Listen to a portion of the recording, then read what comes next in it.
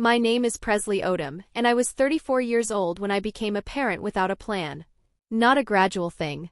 Not a conversation I had with myself over weeks until I arrived at a decision. My sister Rena pulled into the grocery store parking lot on South Tacoma Way on a Tuesday in November, and she had both kids in the back seat and a garbage bag of their clothes in the trunk, and she was already crying before she put the car in park. She said she needed 60 days. She said she just needed 60 days to get herself straight and she would come back for them and everything would go back to normal. I said okay. I stood in that parking lot with Marcus, age 11, and Danny, age 6, and a garbage bag that had a broken drawstring, and I watched Rena's car until I couldn't see it anymore. Danny had her hand in mine. Marcus was standing 2 feet to my left with his arms at his sides, looking at the space where the car had been. He didn't cry. I noticed that. I filed it away. That was 14 months before the dinner. You need to know who Marcus was before I tell you what my mother said about him. Because what she said was not abstract. It landed on a specific person I had spent 14 months learning, and if I skip that part, you'll have the wound but not the weight of it. Marcus Odom Rivas was 11 years old and read at a 9th grade level. I found this out not from him but from his teacher, Ms. Weatherford, who pulled me aside at the first parent conference in December and said it matter-of-factly, the way you say something you expect the parent to already know. I did not already know. I had seen him reading, yes. I had seen the books he kept under his mattress, paperbacks mostly, the kind with cracked spines and pages that had been turned too many times. But I had not known the level. I didn't tell him I knew. I just started leaving books on the kitchen counter. Not making a thing of it. Just leaving them there, face down, like I had set them down and forgotten them. A few days later they would be gone. A few days after that they would be back, returned to the exact spot, face down again, like nothing had happened. We never discussed it. He woke up every morning at 5:30 without an alarm. He made himself toast. He rinsed his dish but never quite scrubbed it. He was at the table with his backpack on by 7:15, 10 minutes before I needed him to be. He knew the bus schedule by the second week. He learned the name of the woman at the front office at his school and used it when he talked to her. He watched how things worked and then he worked within them, cleanly, without drawing attention. He had a scar on his chin from a fall Rena had never mentioned to me. The first time he called me something other than my name was in February. 3 months in. We were in the kitchen, it was a Saturday, I was making eggs and he came in for his toast and he said, without any particular weight to it, "Hey Presley, do we have more butter?"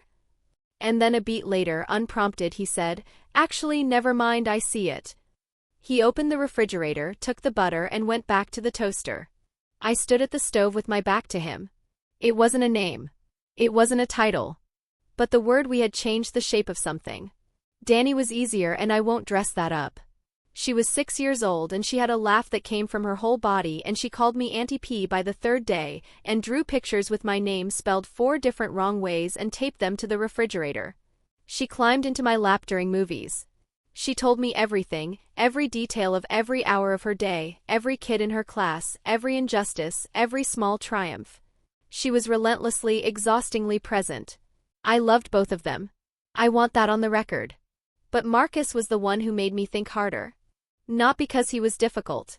He wasn't difficult. He was careful.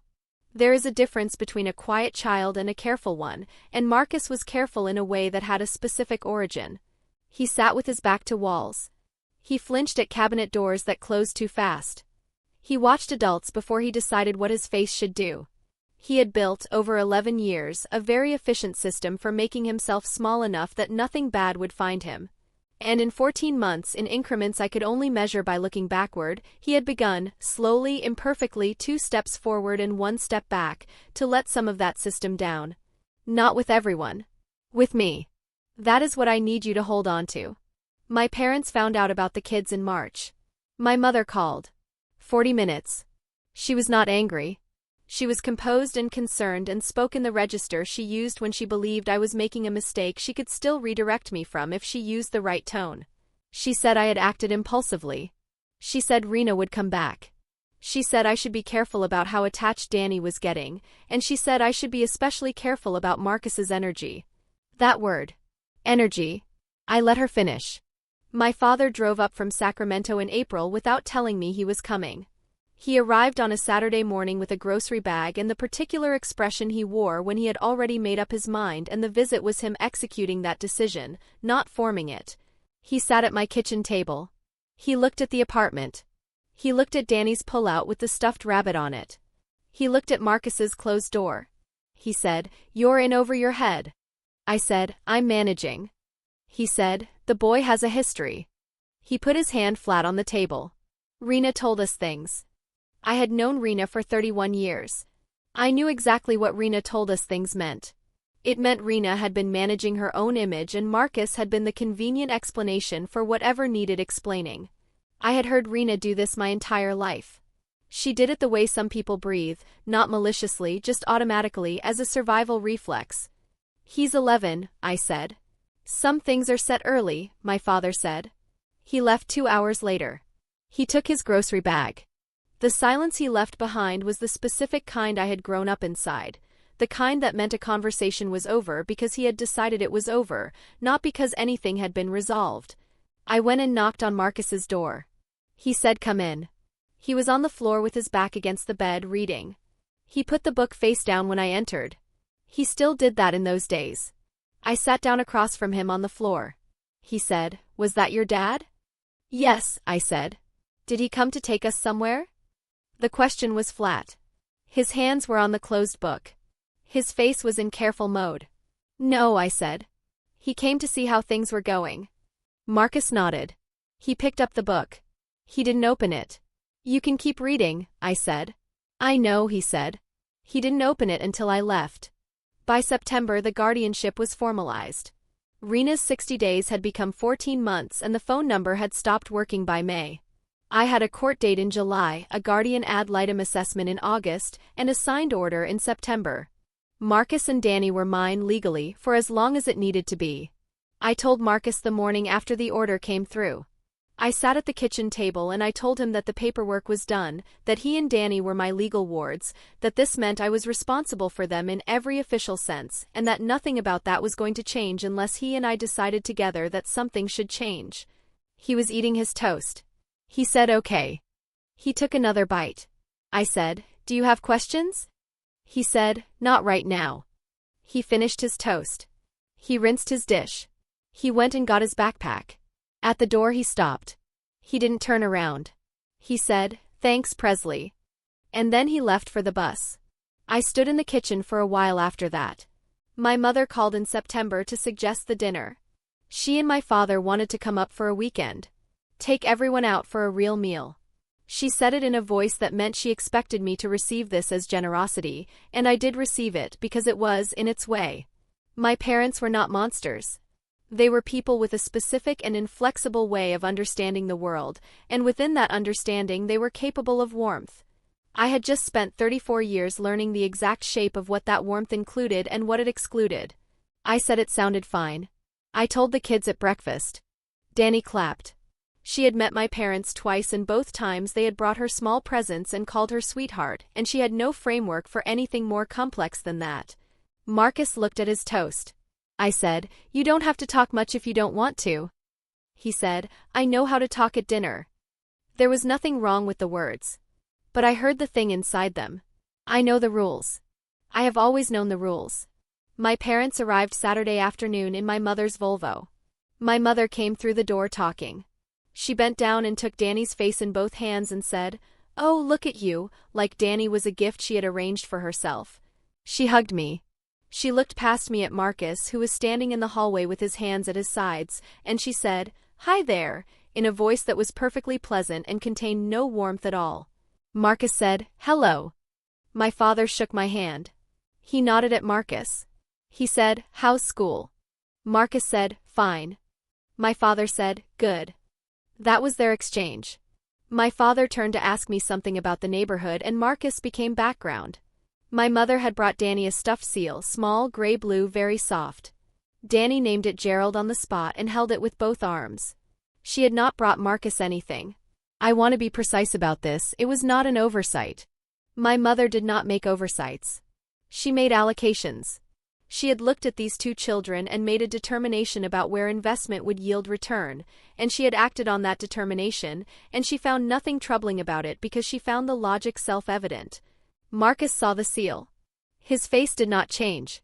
I went into the kitchen and stood at the counter with my back to the room. My jaw was tight enough that I could feel it in my back teeth. I breathed through my nose. I made coffee.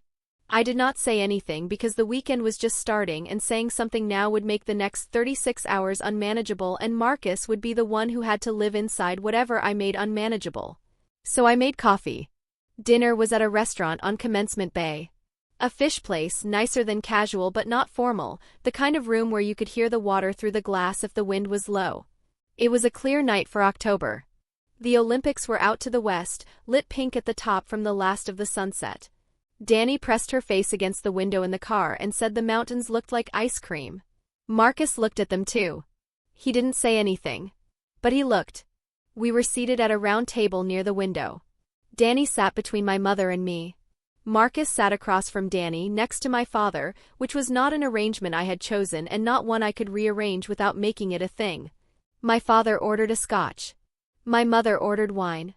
The server was a young woman named Kelsey who had a Seahawks lanyard on her apron and who was patient with Danny's 17 questions about whether the salmon was the same salmon that swam in the river or a different kind of salmon.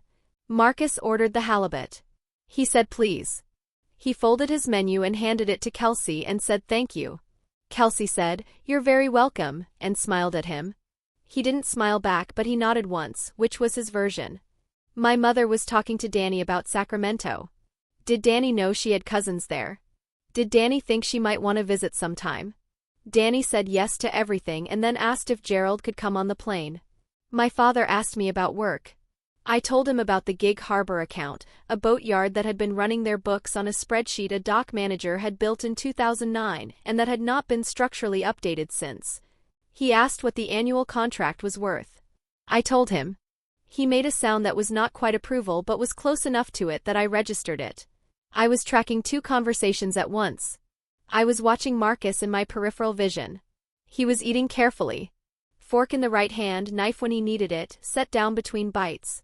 He answered when my father spoke to him, which was once to ask if he liked Tacoma. Marcus said yes.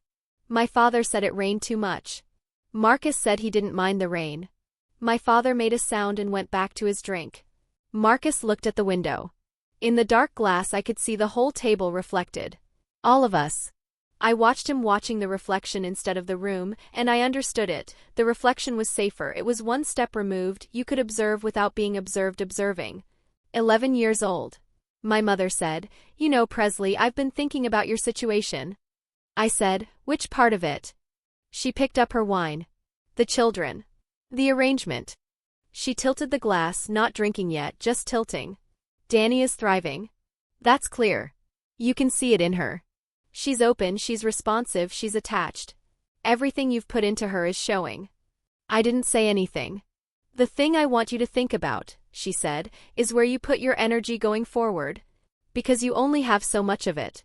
You're one person. You have your job, you have your own life." She set the glass down.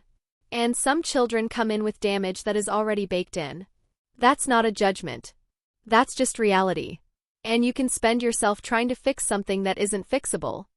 She folded her hands on the table. "Or you can pour your energy into the sweet one. The one who's showing you it's working." Her voice was even. Warm even. The voice of someone giving practical advice to someone she loved.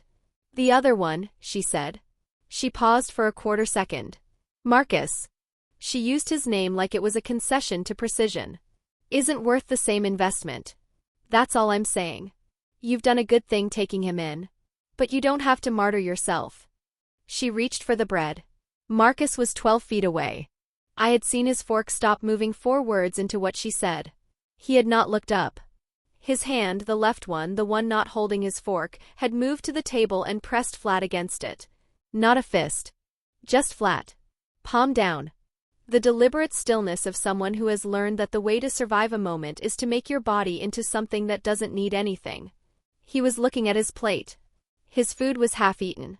He was not going to eat any more of it. I set my fork down. The sound was small. Ceramic and quiet. My mother didn't hear it. My father looked up from his drink. Danny was in the middle of a sentence about Gerald. The restaurant moved around us, plates and voices and the low sound of the water outside. I looked at the side of Marcus's face. His jaw moved once. Just once. A small, controlled movement, like he was pressing something back down before it could surface. He did not look at me. He did not look at her.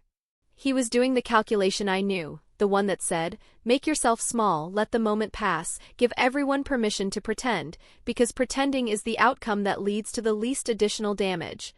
He had been running that calculation his whole life.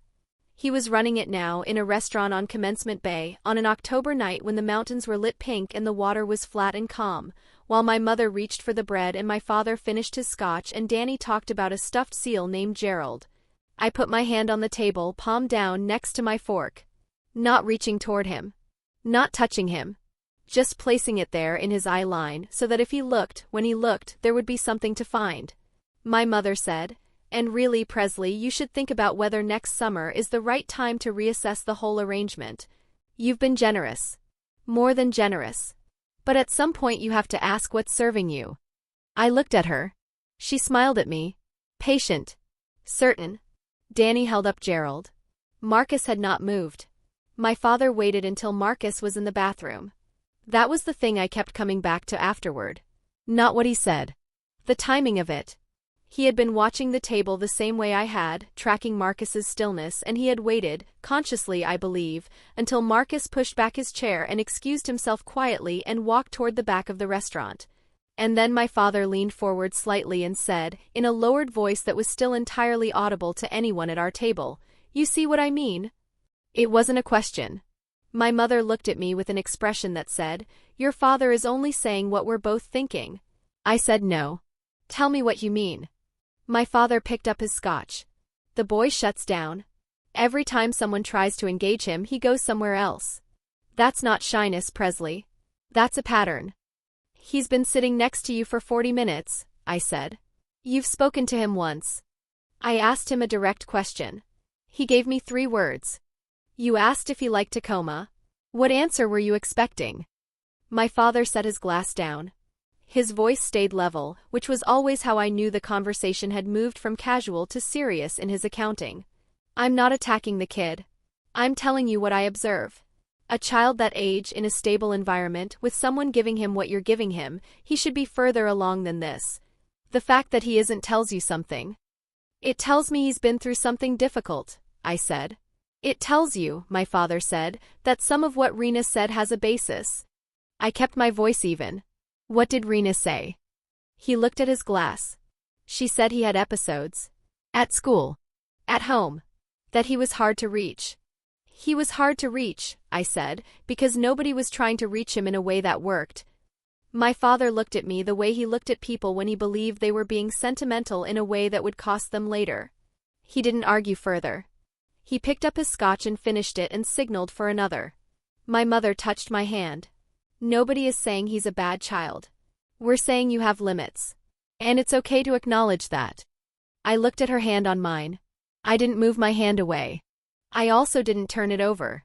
Danny was arranging Gerald against the bread basket, trying to get him to sit upright. The seal kept falling over.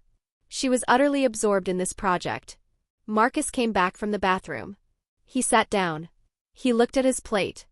He picked up his fork and then set it down again, and I understood that he already knew he was done eating, had known it since before he left the table, and the picking up of the fork was performance, the gesture of a kid who understood that not eating would be noticed and would create a moment he didn't want to create.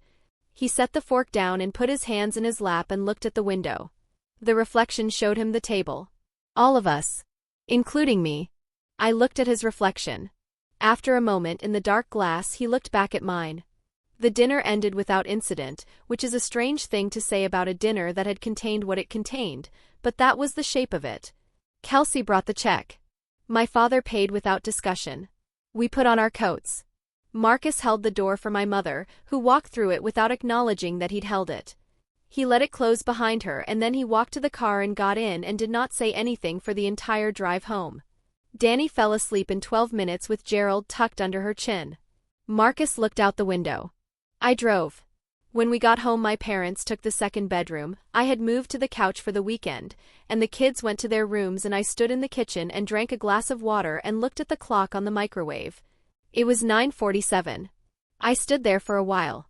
Then I went to Marcus's door and knocked twice quietly. He said, "Come in." He was in bed, not asleep, lying on his back with the lamp on, looking at the ceiling. He did that sometimes.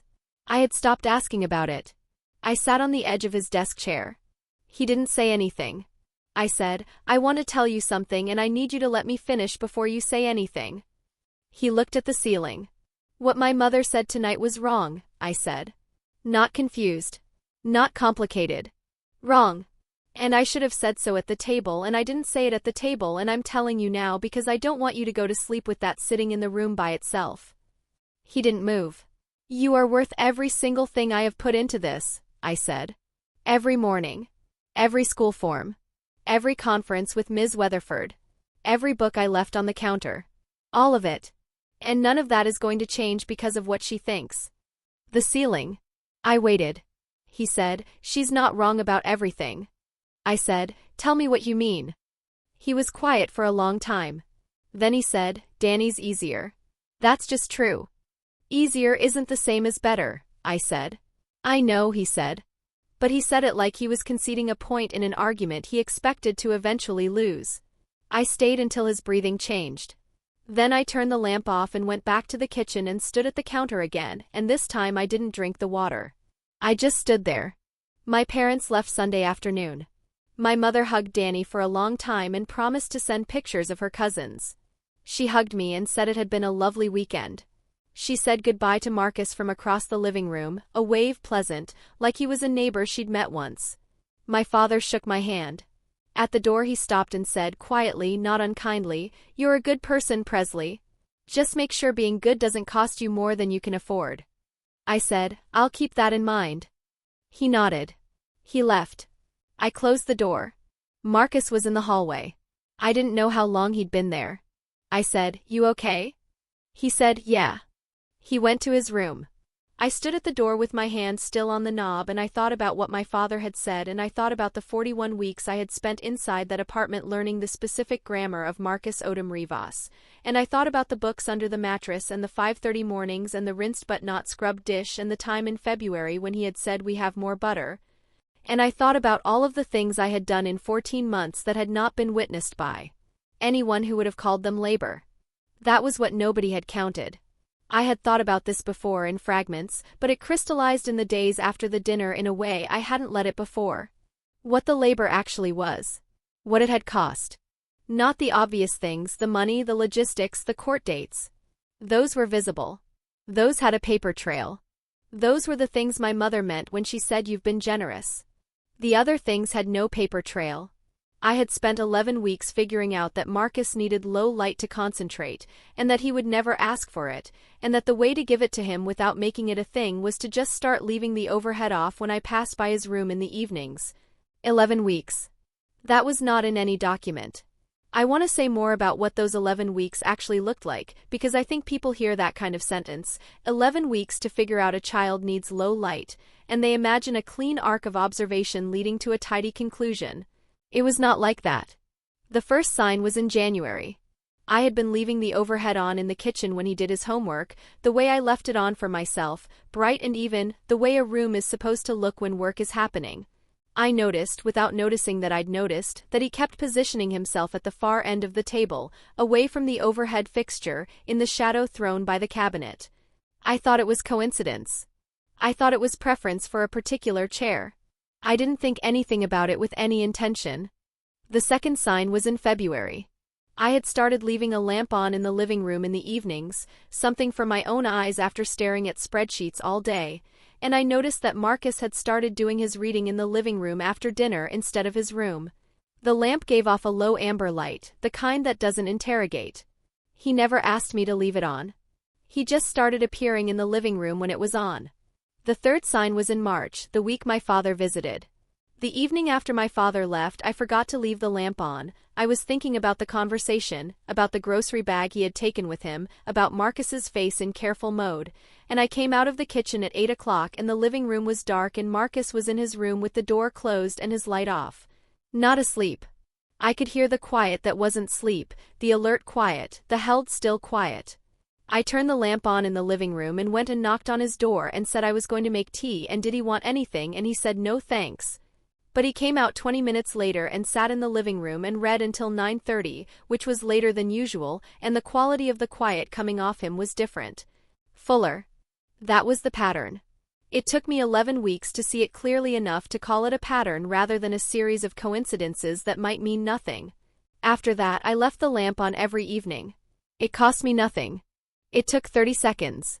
Nobody had asked me to do it. Nobody knew I was doing it, not even Marcus, not in a way he could have articulated. It is not in any court document. The other thing I had spent weeks on was more complicated to see.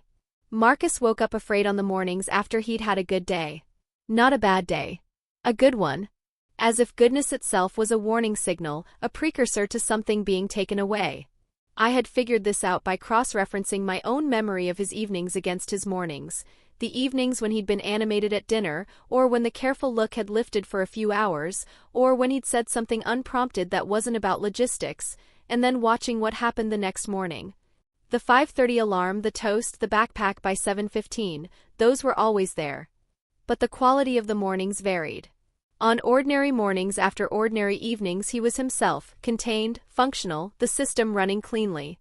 On the mornings after good evenings he was tighter. The careful look was in place before I even saw him. He was already managing something. I spent 6 weeks looking at this before I understood it. And then I started doing a specific thing on good evenings. Before he went to bed, something ordinary and forward-looking. Something that assumed tomorrow. Something that planted a small flag in the next morning so that when he woke up there was already something there. I'm going to need your help picking something for dinner tomorrow, or the ferry runs on Saturdays, so if you want to go down to the waterfront after your homework we could do that. Small flags. Mundane. Pointed at tomorrow. It worked. Not every time. But it worked enough that I kept doing it. Nobody knew about this. It wasn't in any court document. My mother had never seen it. My father had never seen it. Rena had no idea. There was a folder in my kitchen drawer. I had started it in February, for months in, when I realized I was going to need documentation for the guardianship hearing and I had nothing organized. I reached into the drawer one evening and took out the folder and spread it on the kitchen table: school enrollment forms, the pediatrician intake, the insurance card I'd added Marcus to, the receipt from the consignment place for Danny's pullout, the printout from the court's website about the guardianship process. I added to it every week after that. Methodically. A receipt, a form, a letter from the school. The guardian ad litem's assessment, when it came in August, went in the folder. The signed order in September went in the folder. But the other things, the 11 weeks of low light, the small flags before bed, the books on the counter, the 5:30 mornings, those were not in the folder.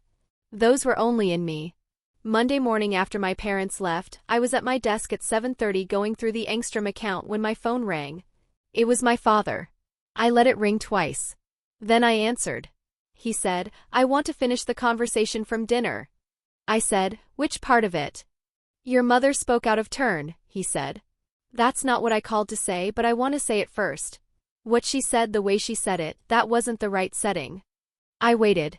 "But the substance isn't wrong," he said. "And I think you know that, which is why you didn't push back harder in the moment." I set my fork down, I said. "That's not pushing back." It was my version of it. He was quiet for a moment.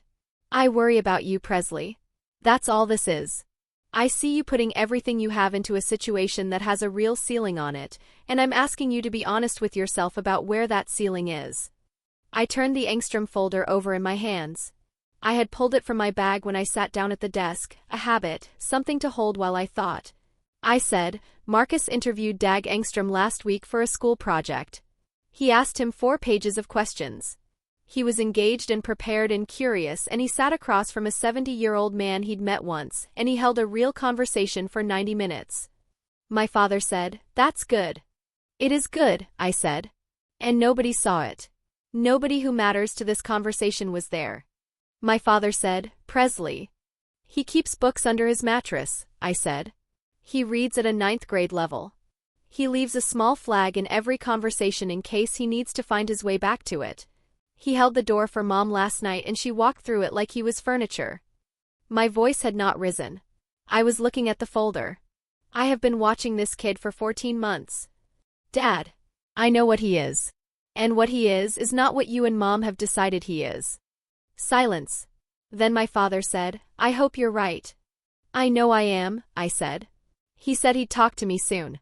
He hung up. I put the phone down. I opened the Engstrom folder and stared at the balance sheet without reading it. He was not wrong that I had not pushed back at the table. I had set my fork down. I had put my hand on the table, palm down in Marcus's eye line. I had gone to his room that night. But at the table itself, in the moment my mother's voice was even and warm and saying those words, I had made a calculation not unlike the one Marcus had been running his whole life, the one about the least additional damage, the one about giving everyone permission to pretend, and I had sat inside it. I had been carrying that since the restaurant. The fork. The small ceramic sound. What it was and what it wasn't. I would not be able to undo that night. But I could be clear about what it meant going forward. I could be clear about it to myself at my desk at 7:30 on a Monday morning, with the Engstrom folder in my hands and the rain starting up again on the window. I sat with that for a while. Then I opened the folder and I started to work. The folder had the account documents in it.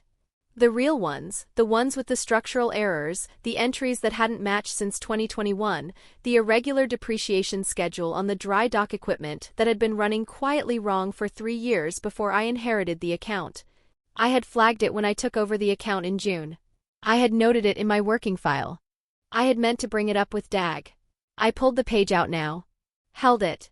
The dry dock depreciation entry ran the same figure to the dollar every quarter from Q1 2021 through Q2 2024.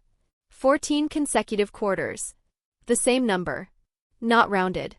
Not estimated. Exact. Equipment depreciation doesn't run exact and identical for 14 consecutive quarters. I put my finger on the entry.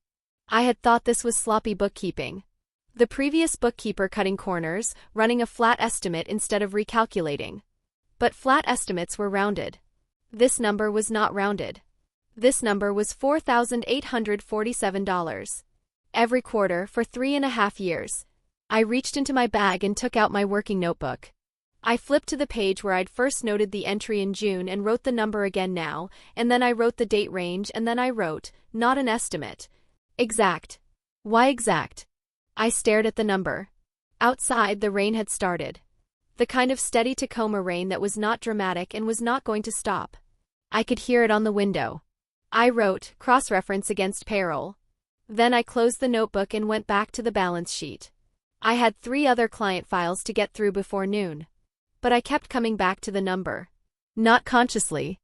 The way you keep coming back to something that hasn't resolved, not because you're pursuing it but because it won't stay in its corner.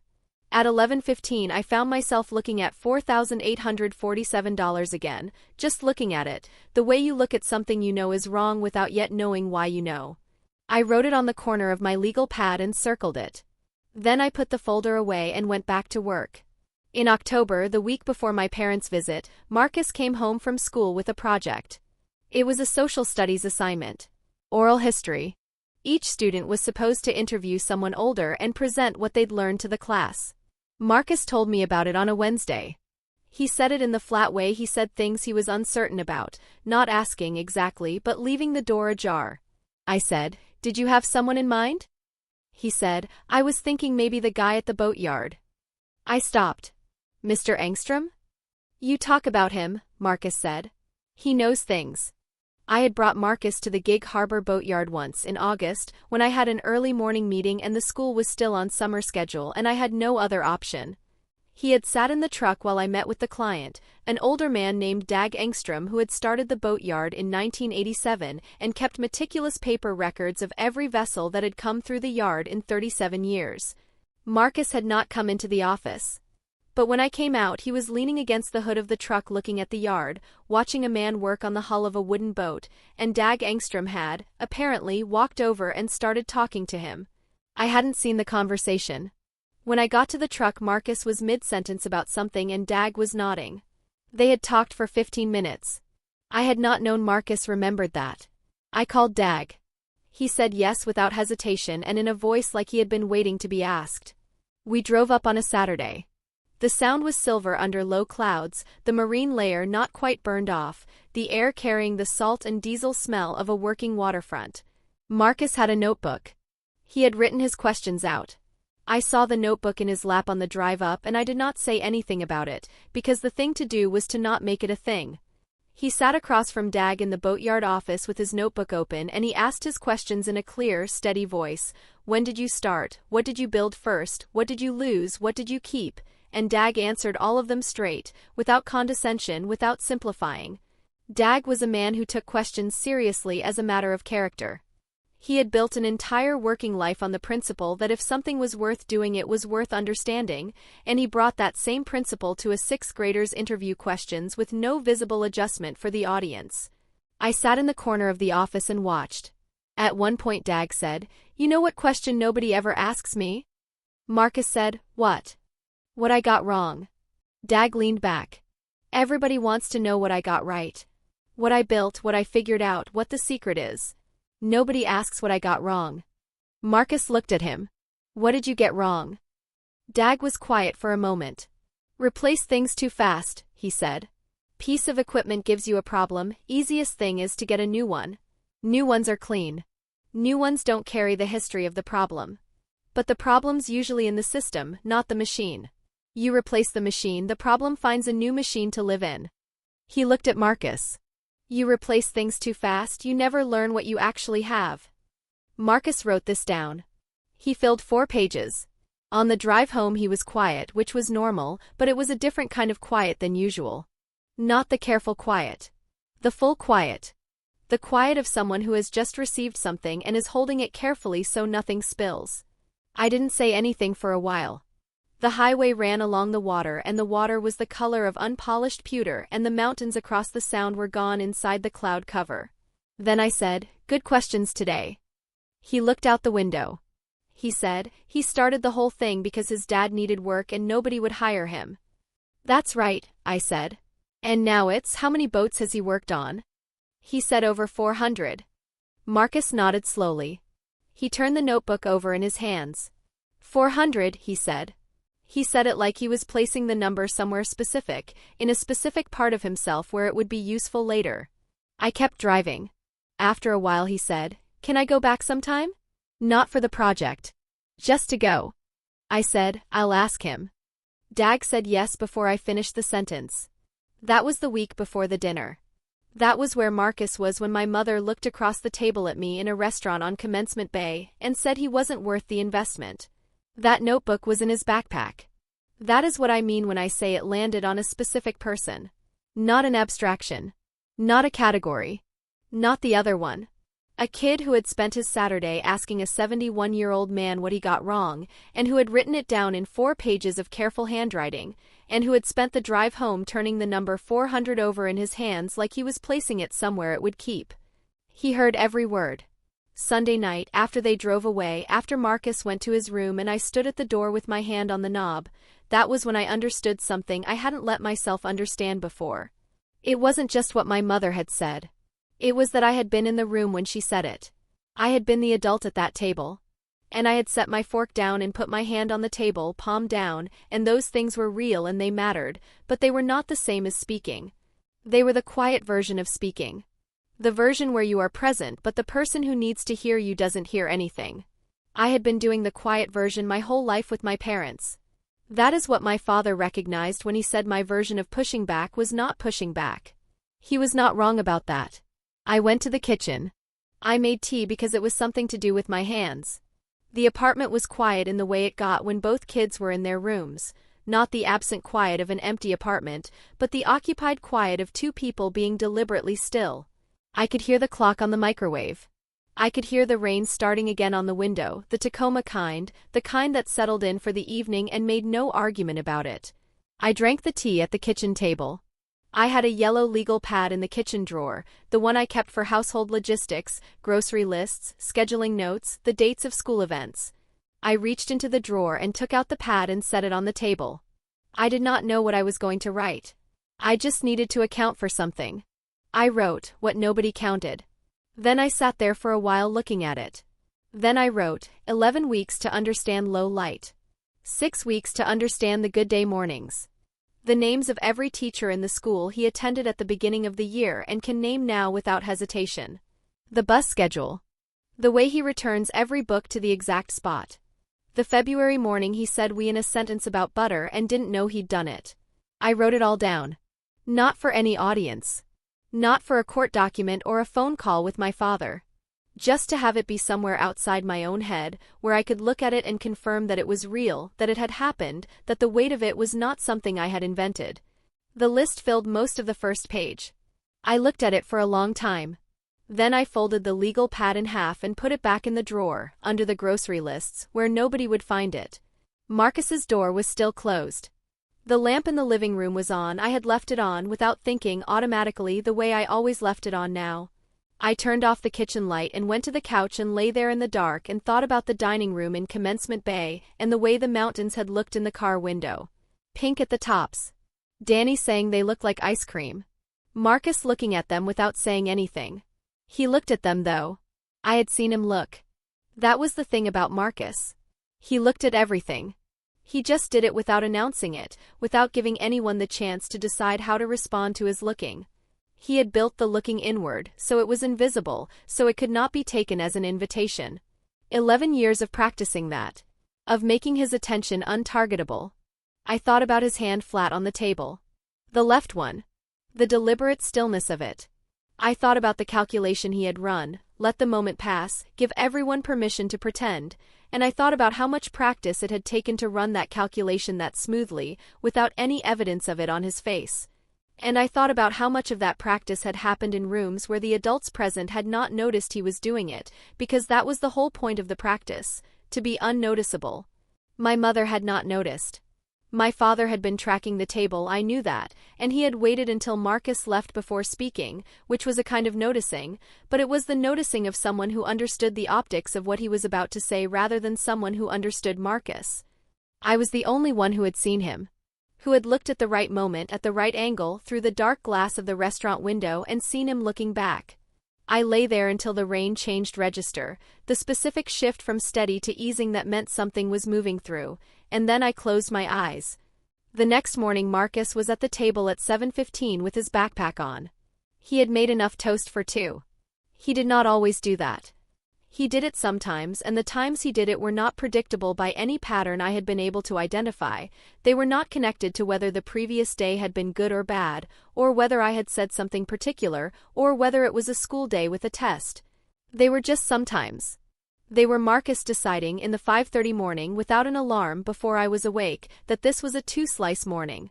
I poured my coffee. I took the toast. I sat across from him.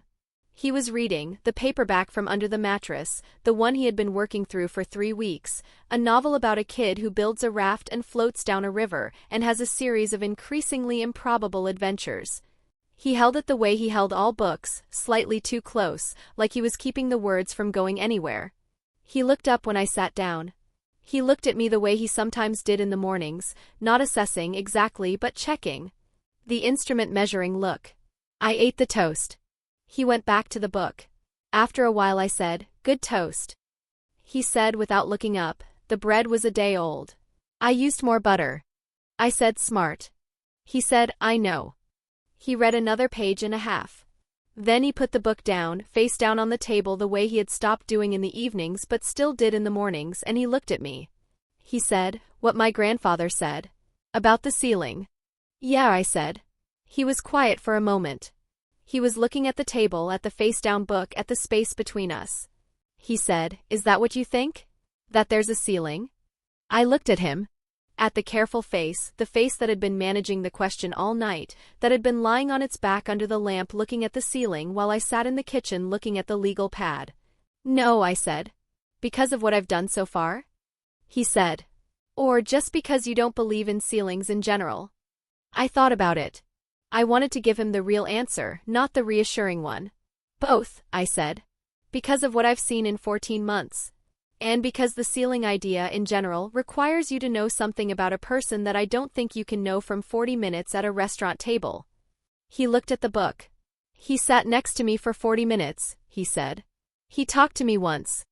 I know, I said. I know how to have a conversation, he said. I've had conversations. He paused. I didn't feel like having one. That's allowed, I said. He picked up the book. He held it without opening it.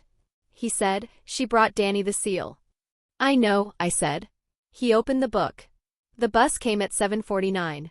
He got his backpack. At the door he stopped at the door sometimes and sometimes he just left, and the difference was invisible until the stop happened, and he said without turning around, the oral history project. I'm going to ask Mr. Engstrom. I'll call him today, I said. He left. I stood in the kitchen for a while after that, the way I had been standing in the kitchen a lot lately. Then I washed both plates and went to my desk and called Dag Engstrom and started work. The preparation for the oral history project took Marcus most of the week. I did not see all of it. But I saw the parts that happened in the apartment, and they were worth seeing. He sat at the kitchen table on Wednesday evening with a piece of lined paper and a pencil and he wrote questions.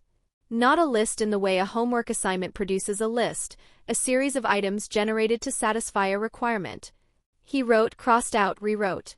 He sat back and looked at what he had written and then looked at the ceiling and then looked at the paper again. He moved things around. He was doing something with the sequence of the questions, arranging them in an order that had an internal logic I could not see from where I was sitting at my desk on the other side of the room. I did not ask what he was doing. Danny came in at 7:30 and wanted help drawing Gerald. Marcus looked up from his paper and said, "Not right now." He said it in the flat way, the logistics of existence way, not unkind. Danny looked at him and then looked at the paper and said, "Is that for school?" And Marcus said, "Yeah." Danny nodded like this was a satisfactory explanation and went to the refrigerator and got herself a juice box and left. At 8:15 Marcus came to my desk and set the paper down next to my laptop. "Can you look at this?" he said. I looked at it. 12 questions. Handwritten, some crossed out and rewritten, the final versions clear enough to read. When did you start the boatyard and why? What was the first boat you worked on? What did it teach you that you didn't know before? What did you lose along the way? What was the hardest year? What do people get wrong about this kind of work? What do you know now that you wish you'd known at the beginning? What question does nobody ever ask you? What would you want someone in my position to understand? What would you build differently if you started over? What makes a boat worth repairing instead of replacing? And the last one, what do you want to still be true about this place in 20 years? I read them twice. These are good, I said. He was looking at the paper, not at me. The last one might be too much, he said. Like he might not want to think about that. I think he'll want to think about exactly that, I said. Marcus took the paper back.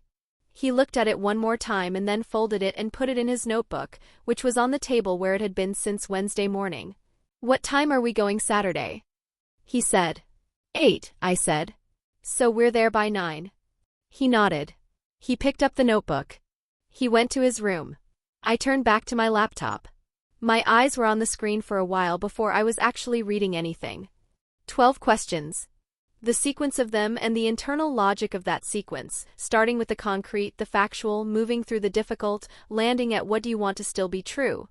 That sequence required understanding that a person's history has a shape, that the shape has weight, and that if you're going to ask someone to carry their history out into a room and set it down in front of a stranger, you need to bring them through it the right way.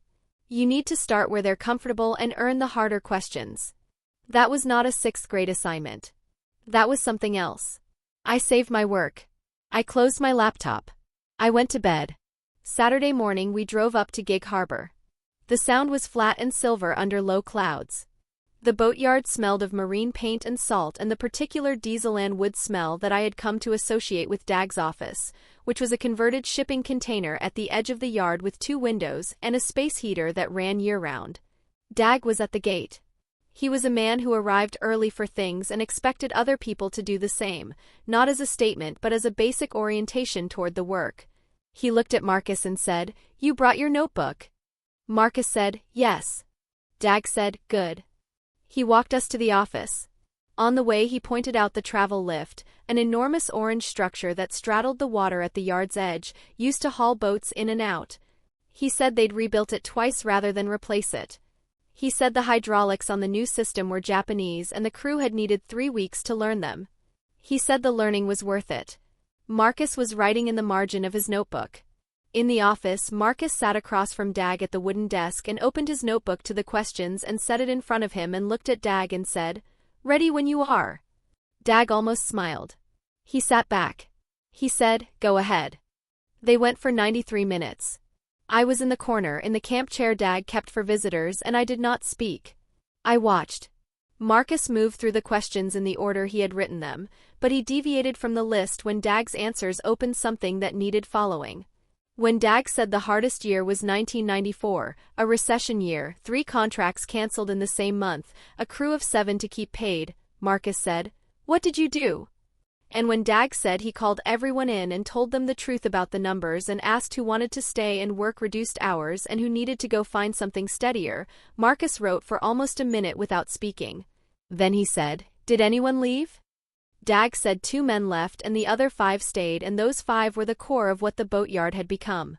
Marcus wrote that down too. When they got to what question nobody ever asks you, Dag said what he'd said in the truck on the way home that I didn't hear him say to me, only after, about replacement. About how the problem lives in the system, not the machine. About how if you replace the machine, the problem finds a new machine. Marcus wrote it down slowly, in the careful handwriting he used when something needed to be exact. He filled 4 pages. Dag walked us out to the yard at the end. He showed Marcus the dry dock, a concrete basin at the edge of the property empty now, the hydraulic rams exposed along the sides. He explained how the system worked, how the pressure translated through the hydraulic fluid into the lift capacity, how a failure in one ram meant the whole system failed safe, releasing pressure rather than holding the boat. Marcus crouched down and looked at one of the rams. "If it fails safe," he said, "the boat gets lowered, not dropped." "That's right," Dag said. "So the fail-safe is designed around what's worth protecting," Marcus said. Dag looked at him for a moment. He said, "That is exactly right." Marcus stood up. He brushed the concrete dust off his knee. He wrote one more thing in the notebook and closed it. On the drive home he turned the number over in his hands. 400 boats. 40 years. The 5 who stayed. He said it plainly, the way he said things that mattered, flat, factual, without signaling that it meant more than the words. He said, "Can I go back sometime?" "Not for the project. Just to go." I said, "I'll ask him."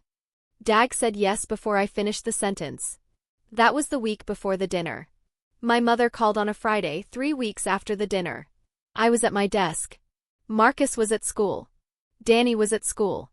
The rain was not happening, which was unusual for November in Tacoma, and the light through my office window was the specific flat white that meant the clouds were high and thin and might, if the day went a certain way, give up and let the sun through. I answered.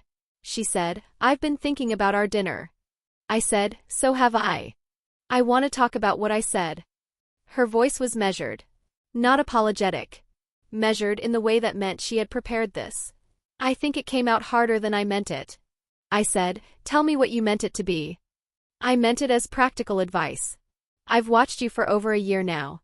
I've seen what you're carrying. I was trying to say that you're allowed to have limits." "You said he wasn't worth the investment," I said. "Those were your words." She paused. "I said he wasn't worth the same investment. There's a distinction." "He was 12 feet away," I said. "I know." For the first time her voice shifted. "Not much. A small admission of territory. I know that, and that part one do regret." "That wasn't," she stopped. "The setting was wrong." "The setting was wrong," I said. "Yes." I let a moment sit there. "What about the substance?" I said.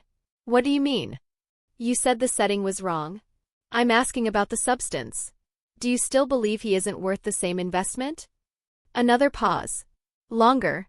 "I believe that you have finite resources and that directing them wisely is not the same as giving up on someone." "That's not what you said." "Presley, you said pour your energy into the sweet one?" My voice was level. "Those were your words." "The sweet one?" As if Danny is the one worth sweetness and Marcus is something else. Some other category. I stopped. "He held the door for you?" "When we left the restaurant." He held the door and you walked through it. I didn't, she started. You didn't notice, I said. I know. That's the problem, Mom. Not that you said it. That you didn't notice. That he registers to you as furniture. Her voice went careful. That's not fair. Tell me one thing you know about him, I said. One thing. Not from Rena. Something you observed yourself. Silence. I waited. She said, he's very quiet. That's not an observation, I said. That's a characterization. Tell me one specific thing. She said nothing. He reads at a 9th grade level, I said. He interviewed a 70-year-old boatyard owner for a school project last month and filled 4 pages of notes. He held the door for you.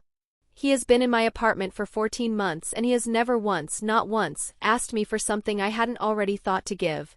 Not because he doesn't have needs. Because he taught himself not to need things out loud, because every time he needed something out loud in his life something went wrong. I stopped. That is what you looked at across the dinner table and called not worth the investment. My mother's voice when she spoke had tightened. I hear you. I don't think you do, I said. I'm his grandmother, she said sharply. In whatever sense that word applies. It applies, I said. You chose to make it apply by coming up here and sitting at a table with him. That was your choice. And then you sat at that table and wrote him off.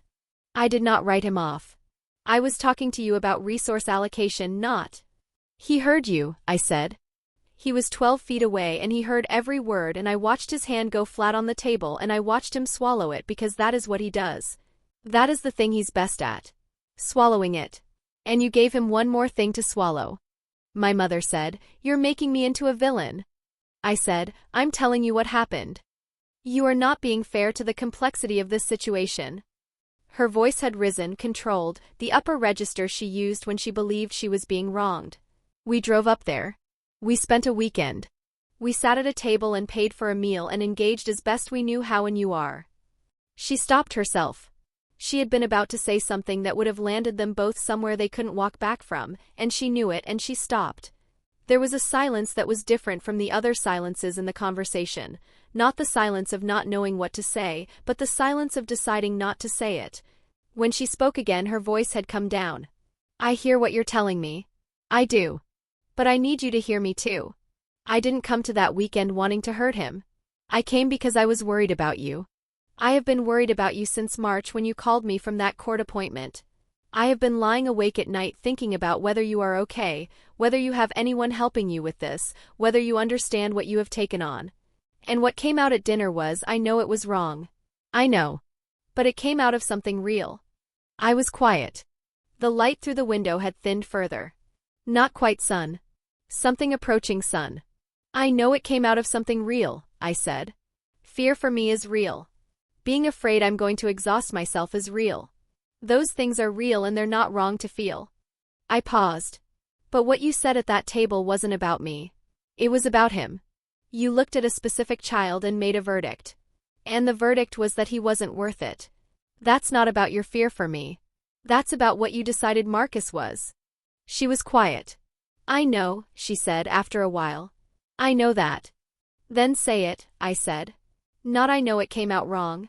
Not the setting. Tell me what you actually said. A silence. Then, I said the other one isn't worth it.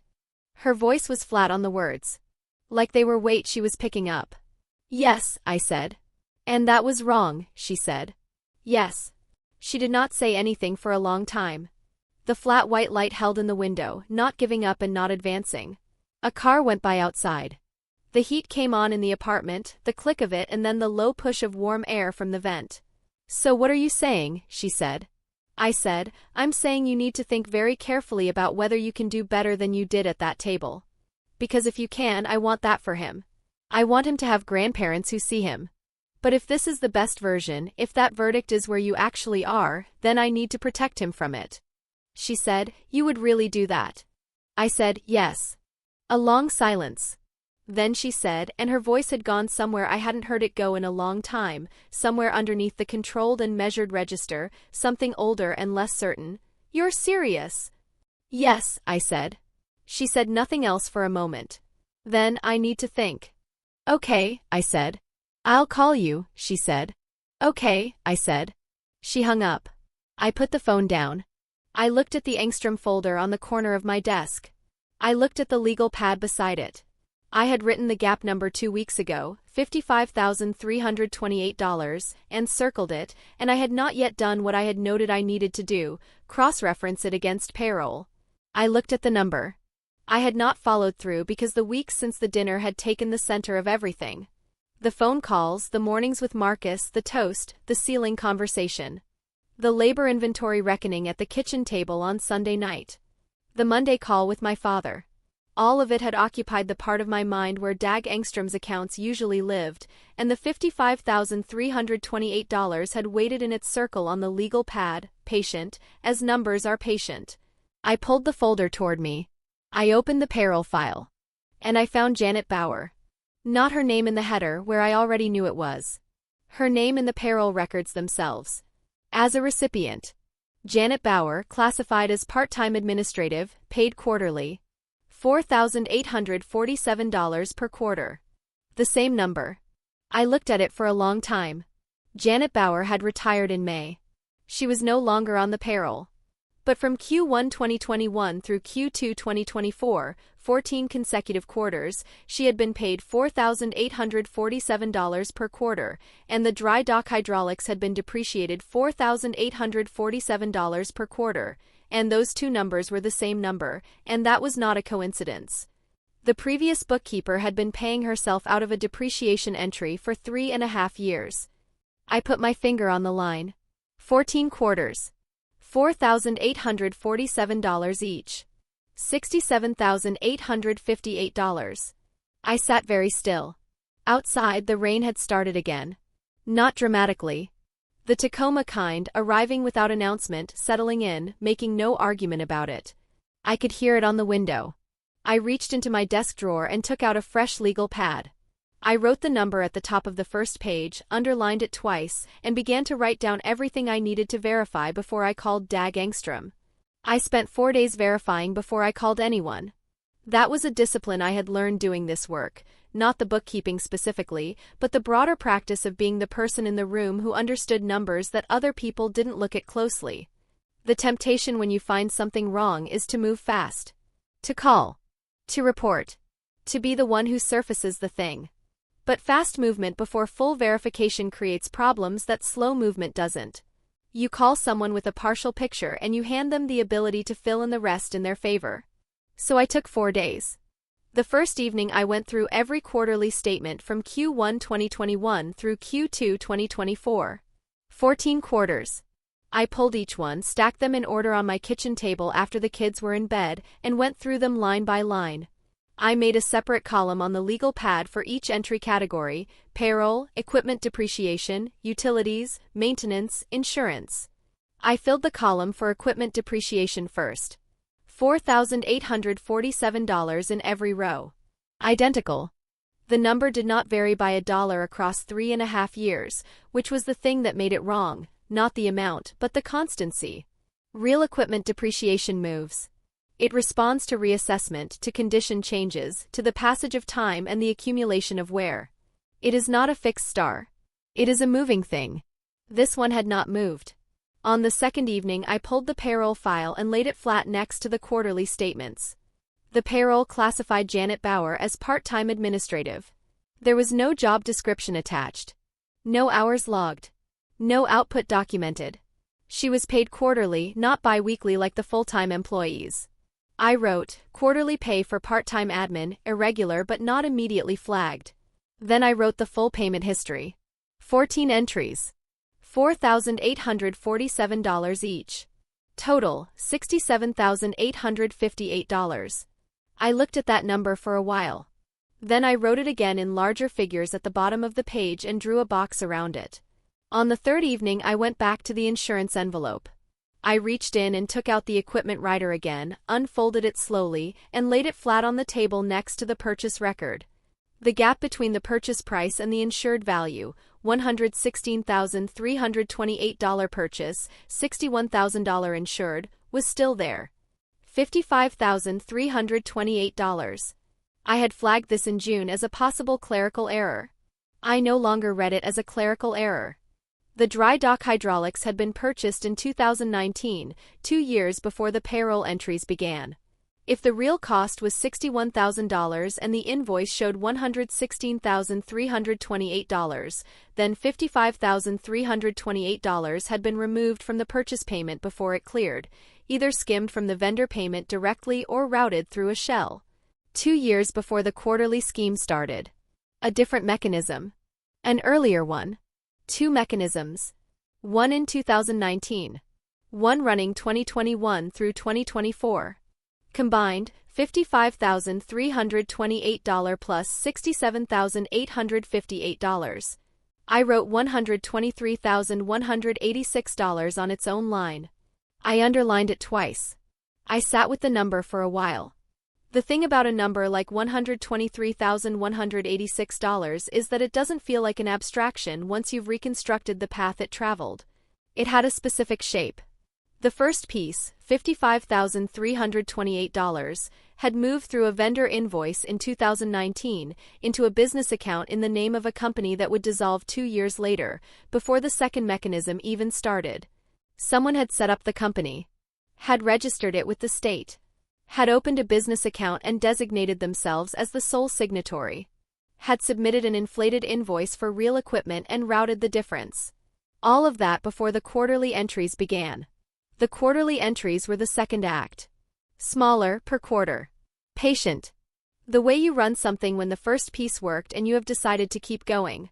I wrote, 2-part plan. Not improvised. That was the thing that changed the shape of it for me. Not improvised. Planned, staged, executed across 5 years in 2 distinct mechanisms, by someone who had spent 11 years building trust inside a structure and had decided, at some point, to use it. Dag had said 11 years both times. First about Janet Bauer's tenure at the boatyard, and then again about the Christmas cards. He had said it like a number that had meant something and was now meaning something different. I understood that. I had spent 14 months learning that 14 months meant something, not a long time in an ordinary accounting, but a long time in the specific accounting of trust built between a person and a child who had stopped trusting things by default. 14 months was not nothing. $123,186 was not nothing. I closed the folder. I made tea. I drank it standing at the counter, not because it was a comfortable position but because I had been sitting for 2 hours and my back was informing me of this. The rain was still on the window. The clock on the microwave said 11:52. I thought about Marcus in the next room, asleep with the clock radio on low. I thought about what it would mean by July to watch him help rebuild a travel lift alongside a structural engineer. I thought about the way he had looked at the hydraulic rams at the boatyard, crouching down at eye level with the machinery, not performing interest but actually interested, actually trying to understand how the pressure translated into the capacity to hold something heavy without breaking it. The fail-safe is designed around what's worth protecting. I rinsed the mug. I went to bed. On the 4th evening I took out the vendor file, a thin folder I had organized in June and filed without examining closely. I spread it on the table. Equipment vendors, alphabetical. I found the dry dock hydraulics vendor, Pacific Lift Systems, Tacoma, Washington. I looked it up on the Washington State Business Registry. Pacific Lift Systems had been registered in 2018 and dissolved in March 2021, 2 months before the payroll entries started. I wrote, vendor dissolved, same quarter payroll scheme begins. Same person? Check. I sat back and looked at the table. The 14 quarterly statements in their row. The insurance rider unfolded and laid flat. The purchase record beside it. The payroll file, open to the Janet Bauer entries. The vendor registry printout on top. The legal pad with the column of figures and the number in the box. Everything was on the table. I took one more thing from the file box. The original engagement letter, the document Dag had signed in June when he brought me on. I unfolded it and laid it flat.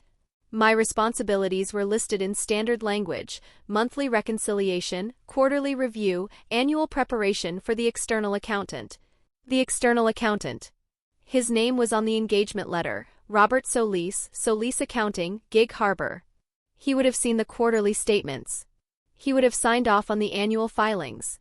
Either he had not looked at the payroll and depreciation entries together, or he had looked and not understood what he was seeing, or something else. I wrote Solis's name on the legal pad with a question mark.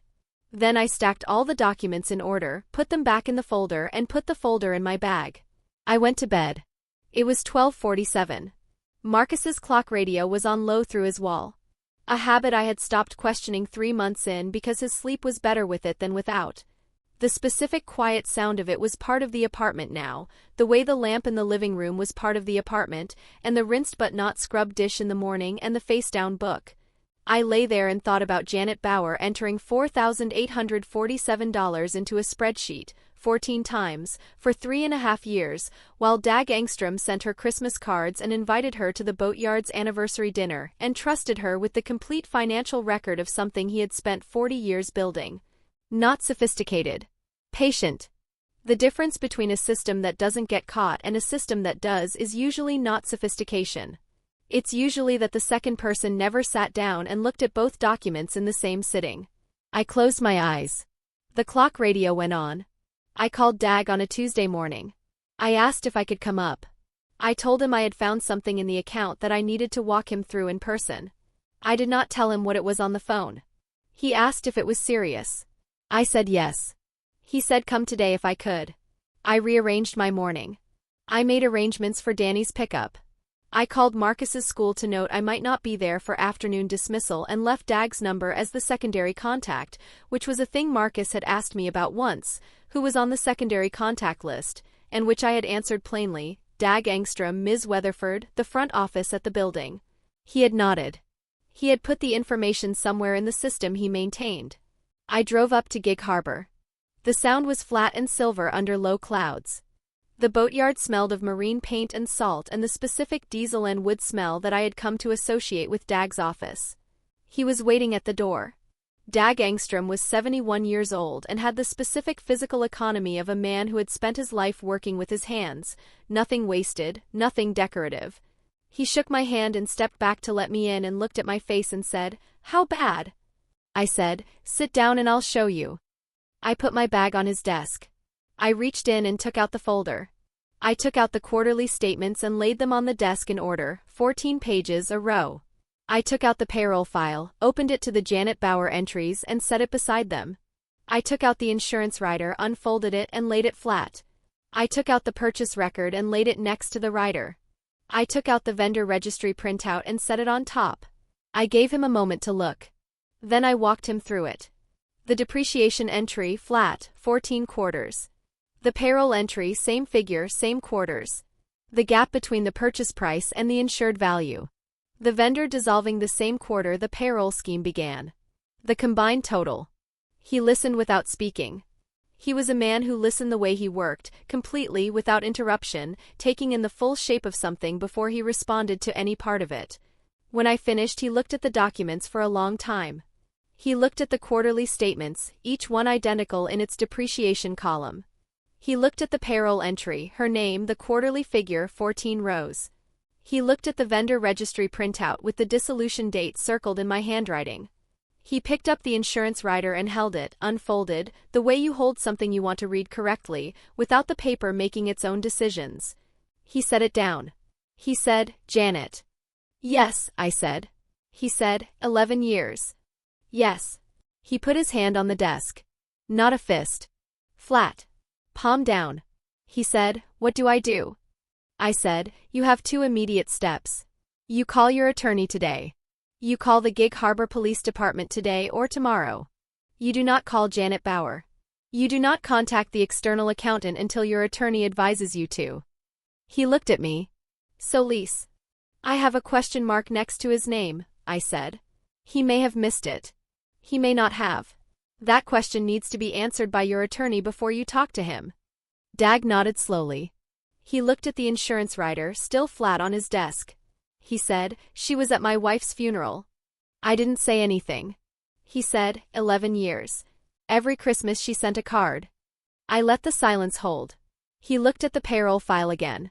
The column of entries. 14 rows. Her name 14 times. "I trusted her with everything," he said. "The whole record. Everything I had built." He looked at the figures.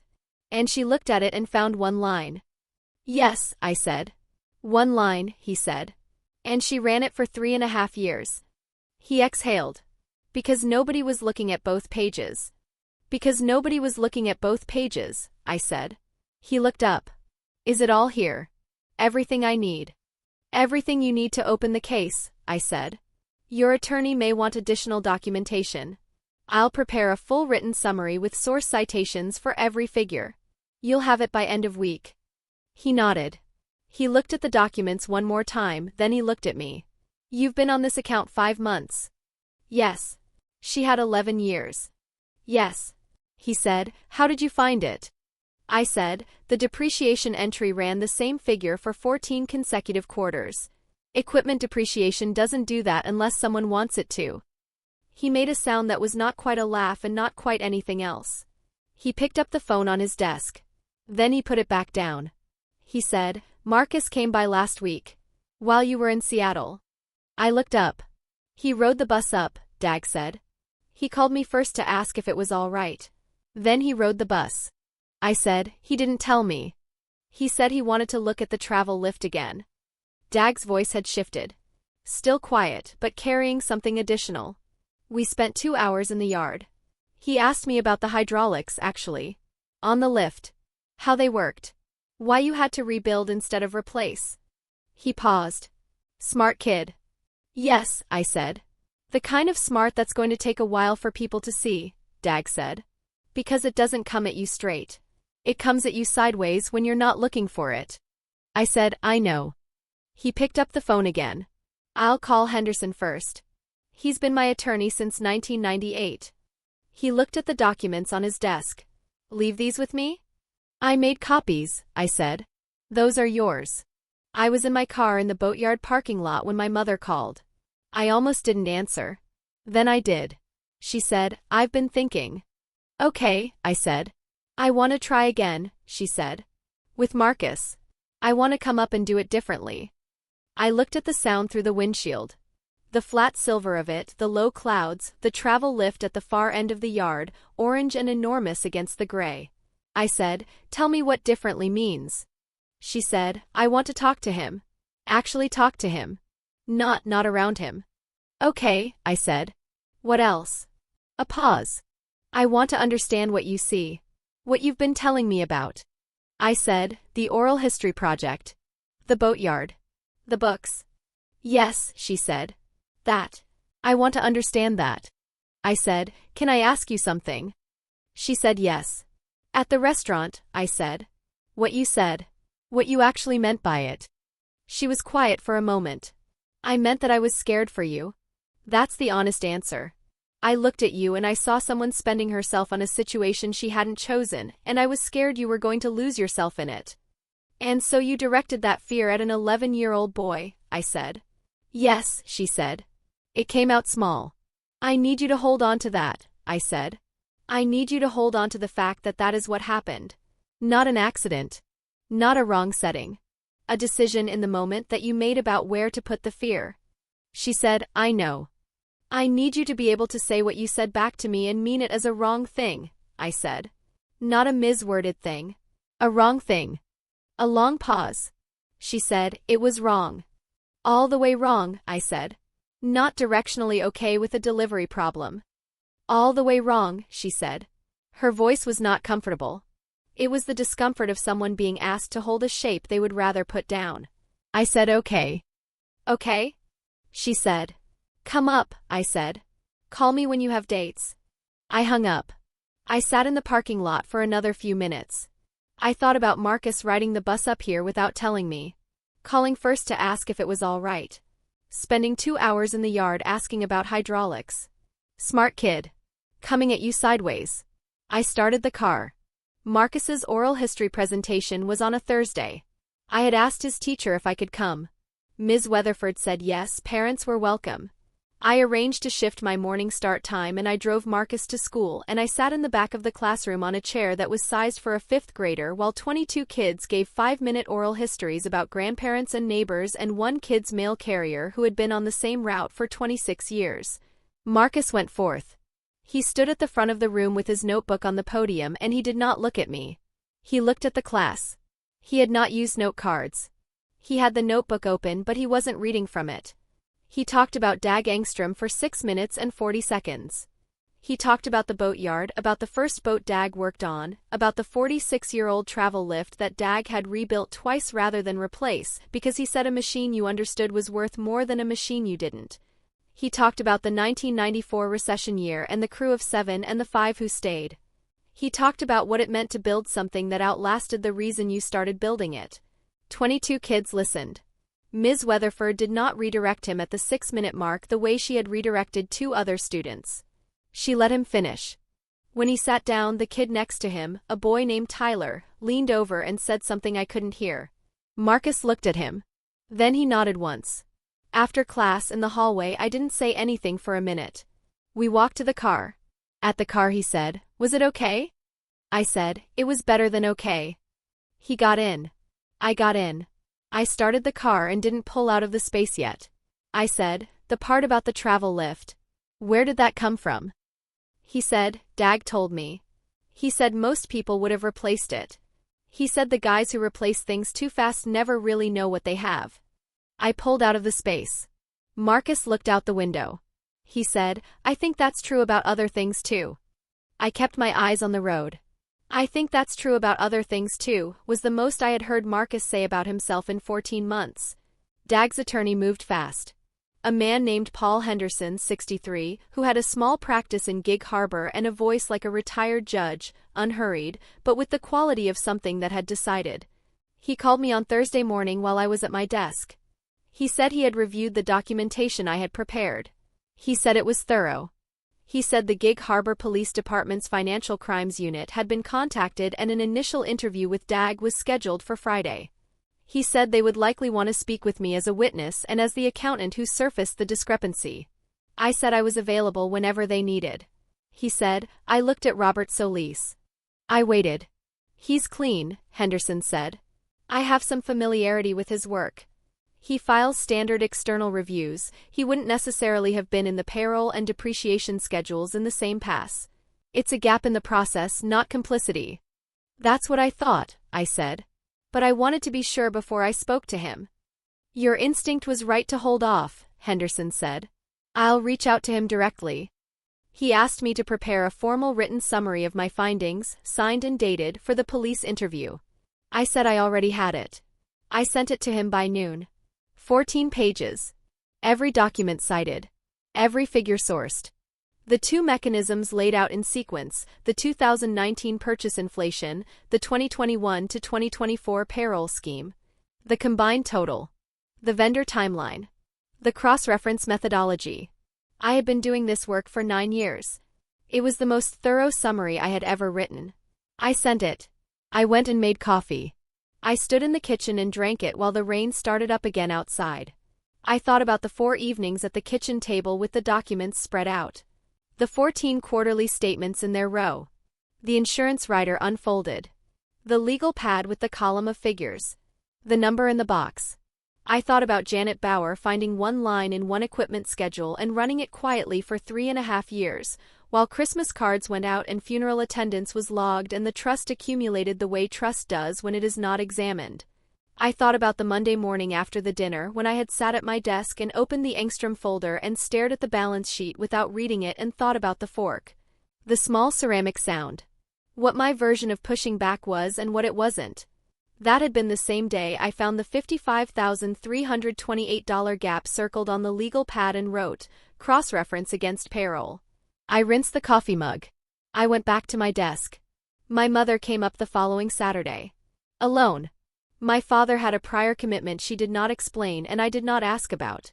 She arrived at 11 in the morning in the Volvo, and she came through the door differently than she had the first time, more careful, more present, like a person navigating a room they knew they had damaged and were now trying to move through without breaking anything else. Danny came at her immediately. Gerald was produced. A full accounting of Gerald's recent activities was delivered at volume and speed. My mother received all of this with genuine warmth and I watched her do it and I thought, this part she knows how to do. This part is real. The warmth she had for Danny was not performed. It was the warmth she gave without thinking, the warmth that did not require any work from her because Danny came at her with open arms and open face and made herself easy to love in the particular way of a 7-year-old who has decided to love you. Marcus was in his room. I knocked on his door and told him my mother was here. I told him he didn't have to come out. I told him that if he came out he could leave whenever he wanted to and I would handle anything that needed handling. He said, "Is she going to say something like last time?" I said, "I don't know. I hope not. But if she does, you don't have to sit in it." He thought about this. He came out. He stood in the doorway of the hallway and my mother looked at him and this time she did not say hi there from across the room. She walked to him. She stood in front of him. She was not a tall woman but she made herself small in that moment, the way adults sometimes do when they want a child to know the ground is level. She said, "Marcus, I said something at dinner last month that was wrong. I'm not going to explain it or put conditions on it. It was wrong and I'm sorry." He looked at her. He said, "Okay." She said, "I'd like to start over if that's something you'd be willing to do." He said, "Okay." She said, "Is there something you'd want to show me? Something you're working on?" He looked at her for a moment. The instrument measuring look. The careful calculation of whether this was real or whether it was the performance of real, because he had been measuring that distinction his whole life and he was very good at it and he knew the difference. He said, "I could show you the boatyard. If we drove up." My mother looked at me. I said, "I'll call Dag." Dag met us at the yard gate. He shook my mother's hand and he looked at Marcus and said, "Back again." Marcus almost smiled. Not quite. But almost. Dag walked my mother through the yard. He explained the travel lift. He explained the dry dock. He explained the history of the hydraulic system, the original installation, the first rebuild, the second rebuild, the Japanese hydraulics that had taken 3 weeks to learn. He explained why you rebuilt instead of replaced when you understood what you had. Marcus walked beside them and occasionally added something, a detail from his oral history notes, a number, a clarification about the load capacity or the pressure ratings, and Dag let him add it without redirecting, without adjusting the pace of his own explanation, with the easy naturalness of a man who has already decided that the other person knows what they're talking about. My mother listened. She listened differently than she had at the dinner. At the dinner she had listened with the part of herself that was already forming the next sentence. At the boatyard she was quiet in a way that had no agenda inside it. At the travel lift, Dag said, "Your grandson knows more about this machine than most of my employees." My mother looked at Marcus. Marcus was looking at the lift. He had his notebook. He was writing something down. She said, "He interviews people for school projects." "He interviewed me," Dag said. "Best 40 questions I've been asked in 40 years. My mother looked at Marcus for a long time. He still hadn't looked at her. He was writing in the notebook, the specific absorbed way he wrote when he was getting something down before it could disappear. Then she said quietly, not to me, not to Dag, just into the yard, "I didn't know that." It wasn't an apology.